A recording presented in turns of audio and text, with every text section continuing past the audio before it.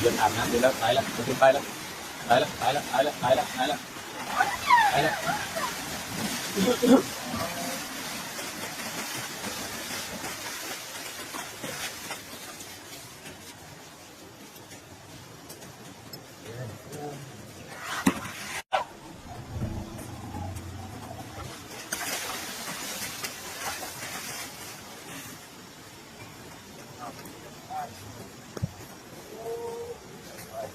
สวัสดีครับอาบน้ำเสร็จแล้วไปแล้วเด็กน้อยไปไหน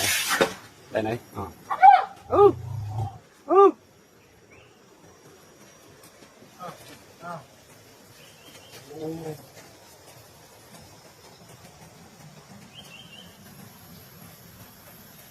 แวะแวะแวะแวะ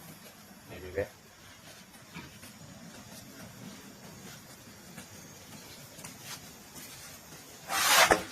กว่ากว่าน้องไม้ข้างในไปต่อไปต่อตามไปเลย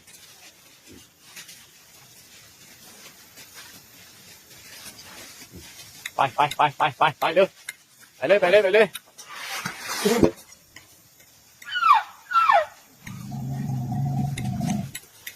ไปเลยไปแล้วไปแล้วไปแล้วไปแล้วไปแล้ว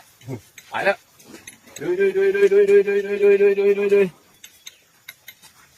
หยุดพักก่อนหยุดพักก่อน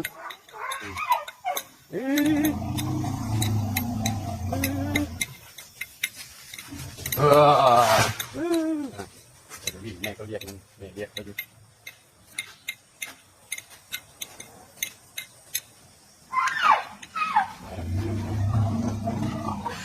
ปูด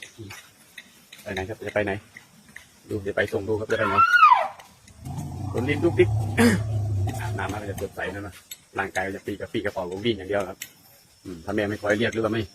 แม่ไม่หยุดให้ลูกไม่หยุดนะวิ่งไปจะนะจนกว่าจะเหนื่อยก็หยุดพักรู้ครับรู้ทางนี้ไปแล้วที่ไหนที่เขาเคยไปเขาเคยเล่นเขาจะไปนั่นไปแล้วแม่ก็ยากถึงบ้านแล้วถึงบ้านแล้วถึงบ้านแล้วตรงนี้จะนอนดีครับนอนประจำมาตรงนี้อะไรเสร็จก็นอนไปสายมานิดนึงได้วิ่งได้อะไรโซนไม้ก็เหนื่อยนะเหนื่อยก็นอนพักก่อน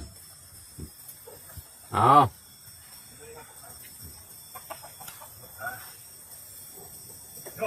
หมดนั้นเหนื่อยดีบรรยากาศตรงนี้ตอนเช้าจะลมลื่นแต่ตอนบ่ายจะอบอ้าวนะตรงนี้ลมไม่มีก็จะอบอ้าวบ้านเราจะมีน้องไก่แล้วน้องไก่ตรงนี้ต้อนรับเพื่อนกันในบ้านคือเป็นน้องหมาขอบคุณทุกการรับชมนะครับ